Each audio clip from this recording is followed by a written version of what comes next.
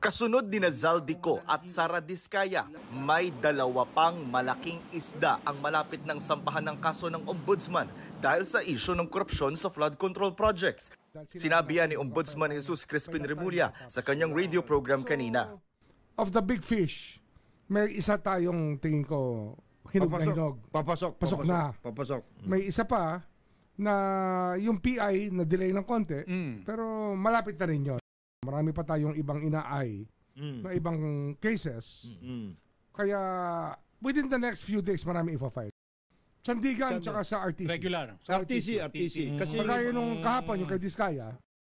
Walang binigay na pangalan si Remulla pero sinabi niyang sumulat siya kay Senate President Tito Soto para pigilang makalabas ng bansa ang isang senador.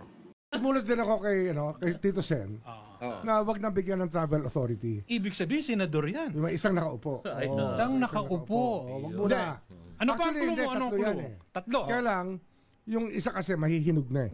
Wala muna, wag muna. Ngayon. Pero yung isang nakaupo, hinog na. Oo, isa. Pero sabi ni Senate President Soto, hindi niya pa natatanggap ang sulat ni Remulla. Hindi anya required kumuha ng travel authority ang isang senador kung personal ang biyahe.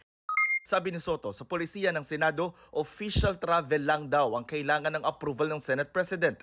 Pero iba ang opinion dyan ni Remulla. When you join government, you surrender your right to travel. And even your personal travel, you need a travel authority. Si dating Senador Bong Revilla na iniimbestigahan din ng ICI, sinabi naman sa isang pahayag na ginagamit daw ang kanyang pangalan para malihis sa katotohanan. Hindi raw siya umurong noon at hindi uurong ngayon. Aniya, nasa panig niya ang katotohanan. Sinabi rin ni Remulla na under investigation si dating Undersecretary Terence Calatrava. Wala siyang binigay na detalye kaugnay nito.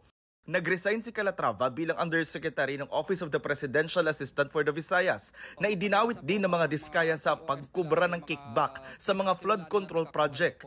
Kay Terence Calatrava po, nag-usap po kami nito sa kanyang kondo po sa Makati. Tapos ang inuutusan na lang po niya na kumuha po ay si at saka yung kasama pa po si Sinusubukan pa ng GMA Integrated News na makuha ang panig ni Calatrava. Para sa GMA Integrated News, Jonathan Andal, nakatutok, 24 oras.